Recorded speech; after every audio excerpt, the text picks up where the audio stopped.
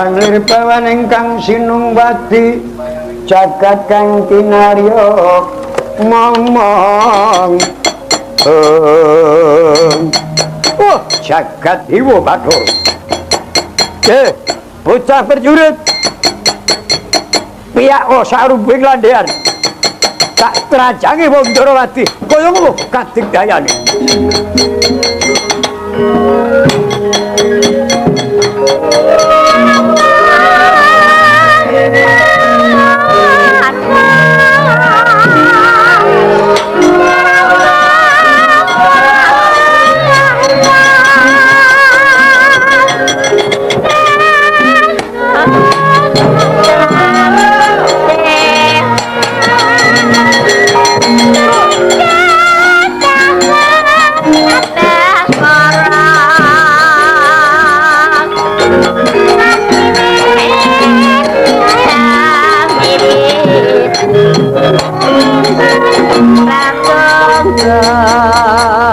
Ridu mangawur-awur murahan tengarane ngajurit gong beri magru gongso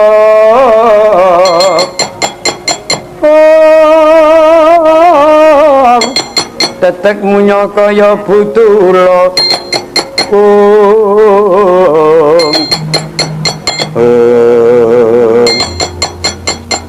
yes tungkara jagat manik raja dewaku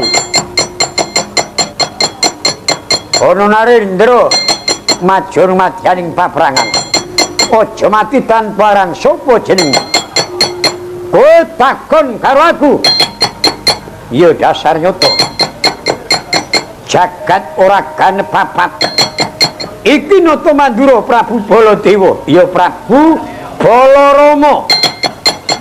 Oh iki kalengane sing jenenge Prabu Baladewa.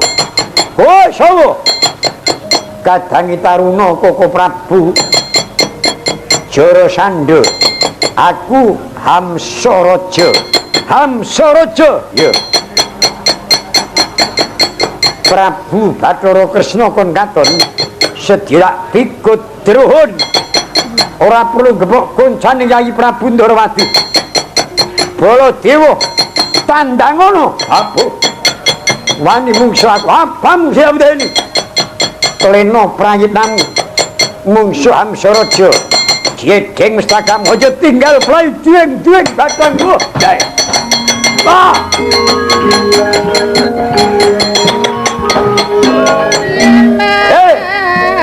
Hamsaraja sadurunge tanding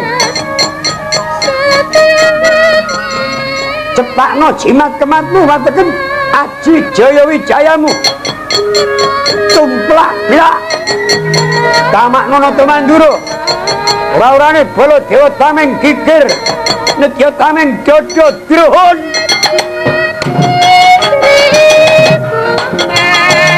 aja lalu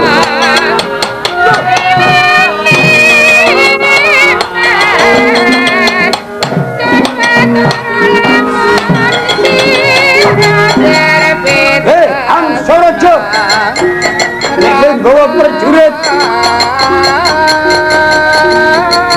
jokno kabeh keroyokan iki nata Mandura Prabu Baladewa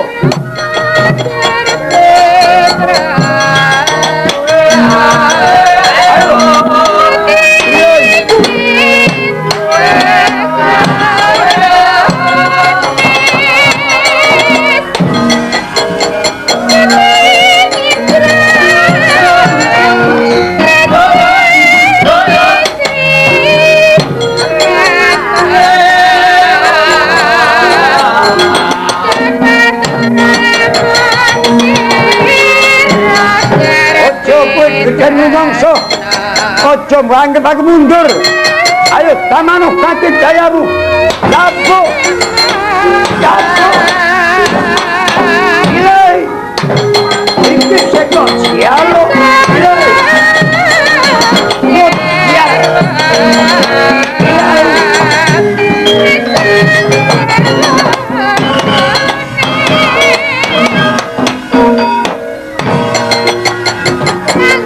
Amo kaya niki Komandura Prabu Baladewa.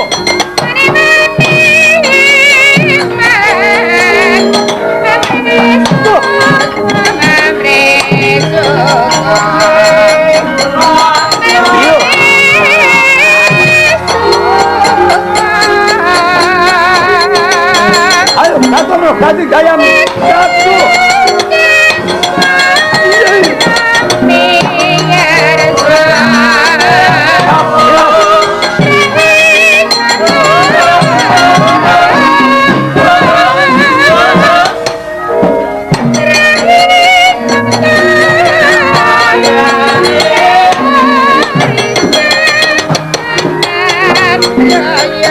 Manungsa rusuh tandangmu nyokot kaya buta drun. Ayo nyokot meneh. Lak teteki untumu. Nyokot meneh. Yaku. Yaku. Bos.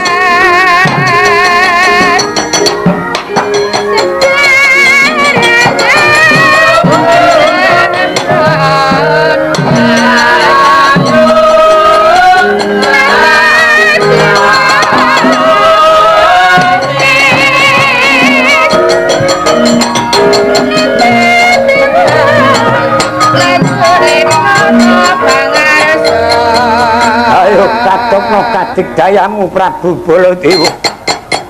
Tandani sametara ranggal tangi. Tigas janggamu tak cangking sirahmu. Eling-eling nata Mandura kena lara luputing pati. Mati dina ping 7. Ora kebacuting tiwas lamun to dereng ketrak anggrane. Duka yayasinipi Prabu Baladewa. Sigra musus punang epek-epek kanan tuwin kering. Mijil pusaka Sanjata Nanggala murup saobor pamore. Sing saja sing rukun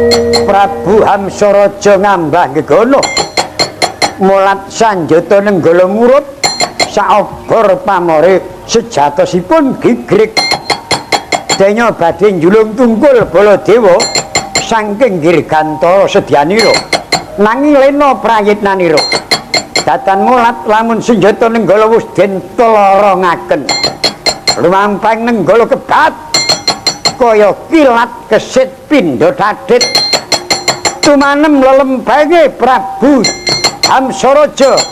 Prabu Hamsaraja ngleyang dumawah madyaning paprangan ana tengah-tengah barisane mungsuh.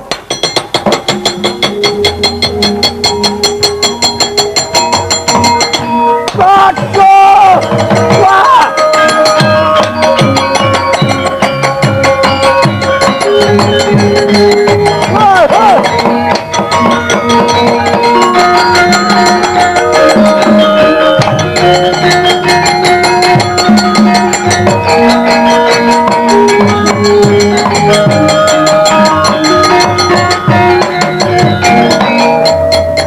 Bocah prajurit blok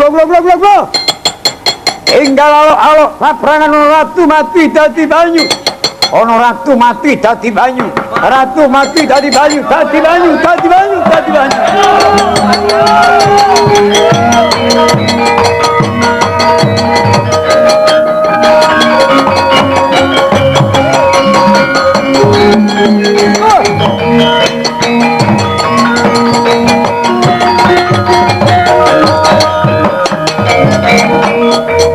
Waduh, Gustiku Prabu Hamsa tumibos kok gegana tibane ana ing tengah barisane mungsuh satemah perjurite Baladewa padha alok nek paprangan ana ratu mati dadi banyu. Yen ngono cetha Gustiku Prabu Amsa seda dadi banyu kuwandane. Oh, Baladewa aja girang-girang gemuyu. Aturke Gustiku Raja Dimbaka ora wurung digedeng sirahmu.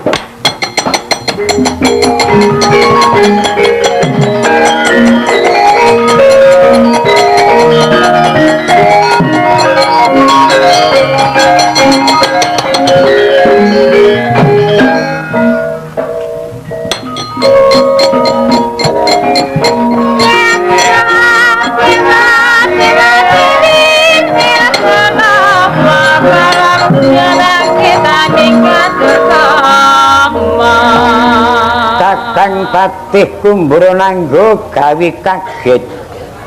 Ana apa? Maturun ngersa paduka Gusti Prabu Dimbaka Raja. Yo.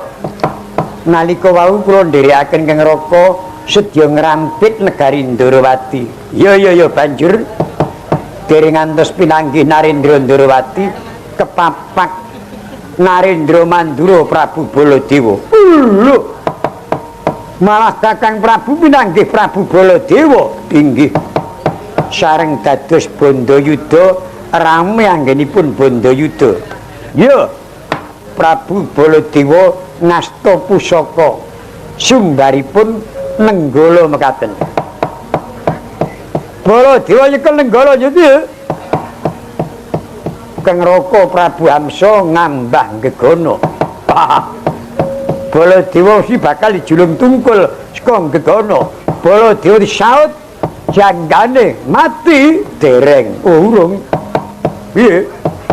Dereng ngantos ing neraka tumandang julung tungkul Nenggala dipun tlarongaken dening ing Prabu Baladewa. Nanging Kakang Prabu ora kena ditlorong Nenggala kenging. Oh, kena kenging. Ora temomo, lho. Mesa temomo to? Piye? Saking dirgantara kleyang-kleyang dawah wonten teleng barisaning mengsah. Kula mboten saged nyelaki wasana lajeng perjuritipun Baladewa. Sami alok nek paprangan ana ratu mati dadi banyu. Yen mekaten ing neraka sampun seda dados toya kuwandanipun. Aduh, mati aku. Oh, Koko Prabu mboten nginten Koko Prabu sampun ngrumiyini seda dados toya kuwandanipun. Oh, Kakang Patih ora ngira Koko Prabu wis disiki. Mongko aku karo Koko Prabu wis nate prastya ana ngareping Bapa Guru. Urip nunggal sak kamulyan, mati nunggal sak papat. Yen Kakang Prabu wis seda dadi banyu kuwandane tak belani. Aku mati nyemplung pengawan siwil kanggo.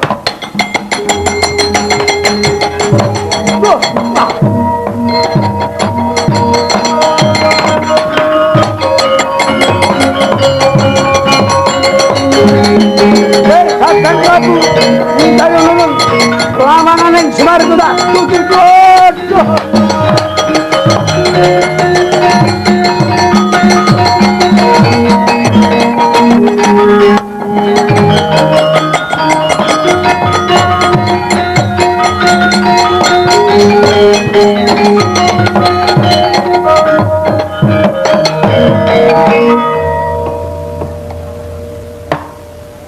Sapa kuwi?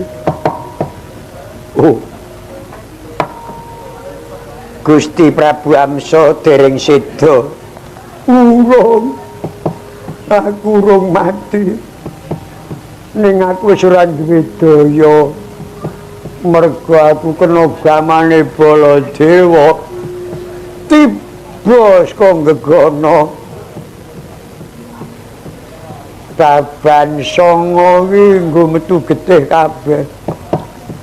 Kala to antarane Nektra Grana Tutuk Talingan lan liya-liyane. Aku wis lemes. Golekno tamba ya teh. Pinggit. Kula wis tani sampun seda urung. Kula wau gadah pandugi Bran sampun seda awit Bran dawa saking gegono wonten tengah barisaning mengsah. Iya, kula mboten saged nyaketi. Prajuritipun Baladewa sami alok. Paprangan ana ratu mati dadi banyu. Iya aku lamat-lamat ya krungu. Nang aku urung mati, agak setengah mati. Kula nyono Bran sampun seda, mila lajeng kula matur keng Rayi. Nah, iya matur adhiku piye? Matur kula dhateng keng Rayi Prabu Dimbaka menapa ngertos kula. Mangertos kula Bran sampun seda dados toya. Kula aturaken bilih sampun seda dados toya. Lajeng keng Rayi nututi ngalalu nyemplung telenging sak Bengawan Siwilugangga. Satemah keng Rayi seda wonten telenging Bengawan Siwilugangga. Piye? Adhiku mati ana telenging Bengawan Siwilugangga. Inggih. Aduh. Kowe bodoh banget. Kowe goblok teh. Aku isih urip mbok aturke wis mati. Satemah adhiku banjur kleru penampa. Disiki mati ana telenging Bengawan Siwilugangga. Oh adhiku ingkang setya karo dulur tuwa. Tak belani yen kowe mati ana telenging Bengawan Siwilugangga. Aku yo melu mati ana Bengawan Siwilugangga Yai.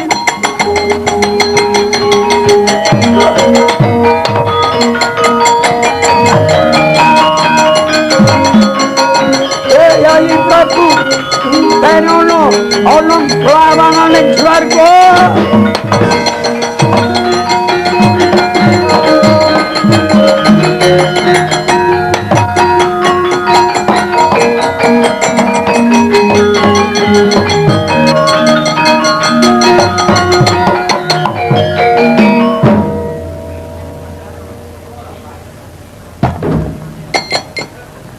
Wis rampung. Wis bubar. Bubar kaene ya dukani karo panitia.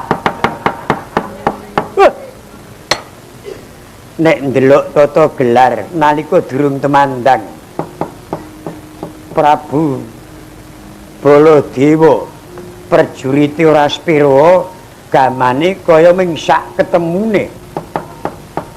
Gustiku Ratu kembar loro prajurite 20.000 cacahe. Gamane nggabak kaya jati ngarang. Kudune Baladewa sak prajurite kalah. Apa sebabe? Gustiku sakarone ora mati saka gamane mungsuh, ning mati saka polahe dhewe. Ana bebasan ora mati krana lah, ning mati merga kokean polah. Yen ngono wis bener pangandikane para punden. Kalenggan iki bumi wis ora gelem dienggo mapan wong sing watak murka ambeke angkara sumungah angangah-angah kumedah angangkah kaya angakai jagat. Katitik Gustiku Amsa Dimbaka sing digdaya Mandraguna rene nuruti hardaning kamurkan satemah mati saka polahe dhewe. Gustiku Prabu Amsa Wiratu galak. Ning isih galak Gustiku Prabu Jarasandha. Gustiku Amsa nek nimbali aku kepeksa Kakang Patih. Nek Gustiku Prabu Jarasandha ora tau muni Kakang Patih. Patih mengkono wae arang-arang. Teh. Dene teh. Adhiku loro mati. Kok ora mati sisan. Ini maju nyandak pedang ligan tugel guluku del mati. Nek aku mati saka tangane Gustiku Prabu Jarasandha sing ora ngerti dianggep aku kena kepatrapan tauku maning negara ing Giribajra. Tabuh. Aluwung aku mati orang paprangan. Ninggal Gondamri Arum. Ben kepiye mati orang paprangan? Dianggep kusumaning bangsa. Aning sing arep tak nggo menang kuwi apa? Gustiku sing digdaya wis kalah. Apa meneh aku? Mlaku wis ora jejeg. Kok arep menang?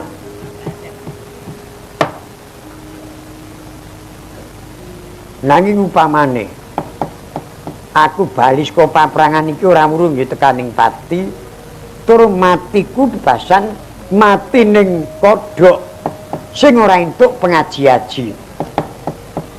Ning nek aku mati mungsuh Prabu Baladewa ben aku ming kanggo sak tampil kuandaku.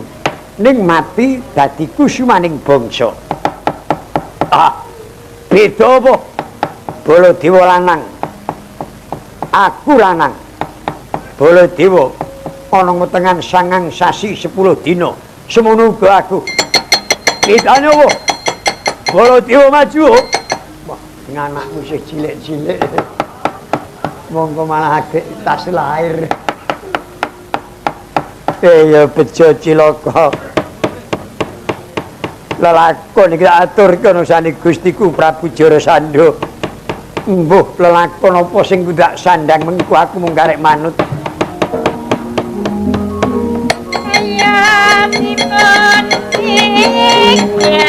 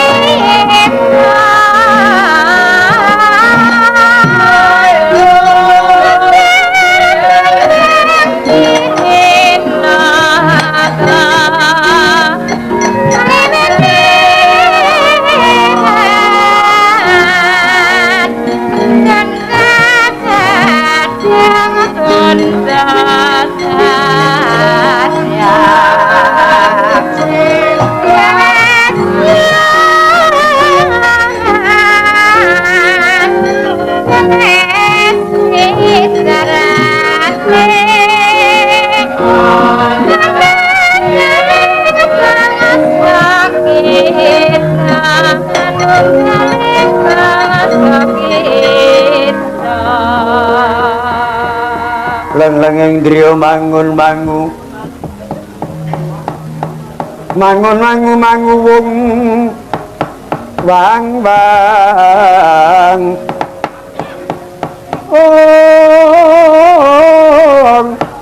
Winangun kang lagi amangeni.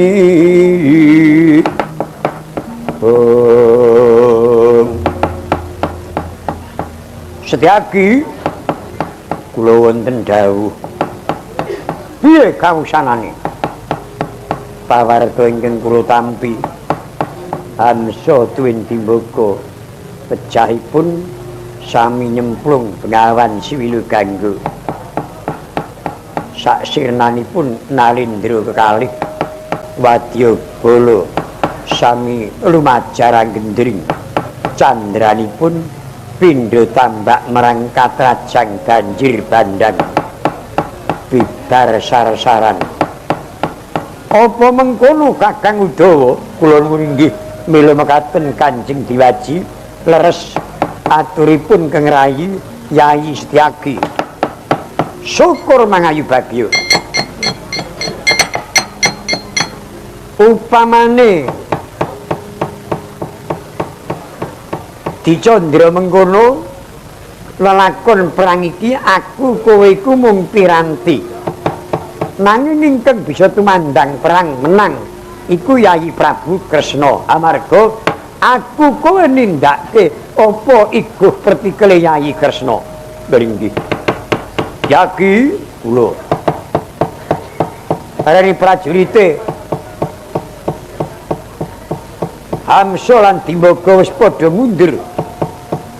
Prajurit Mandura karo Dwarawati mangsa bodho tak pasrahke kowe tataneng supaya njaga Mandura lan Dwarawati. Yen ratri baris keder, yen rina baris pendem mriki. Aja nganti Dwarawati Mandura kelebon telik sandi upayane mungsuh. Inipun Kakang sedya sumusul ana Ngamarta. Lelakon iki bakal ndak aturke Yayi Kresna. Yen mekaten nderek dhateng sendika amung sak jengkaripun Koko Prabu pangestu paduka kula suwun supados Dwarawati Mandura Mandiraharja. Ya Setyaki mangsa bodho Kakang Udawa nggon ngayomi para prajurit mriki ngestaken dawuh pangestu dalem kula suwun Kakang Udawa. Ya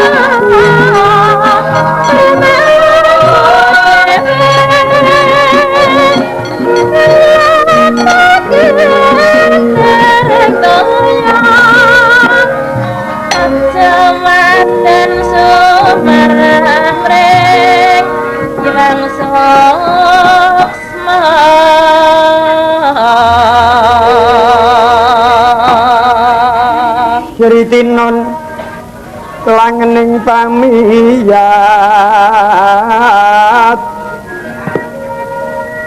busana maneka warna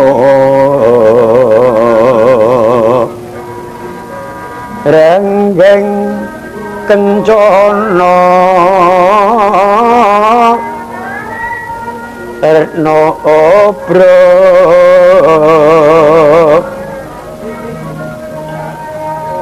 Gandira layu kumitir sinrang kandre sing maruta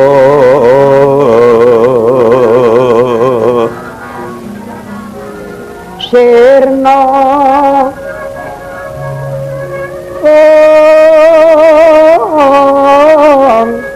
kumaraning wiyat mantian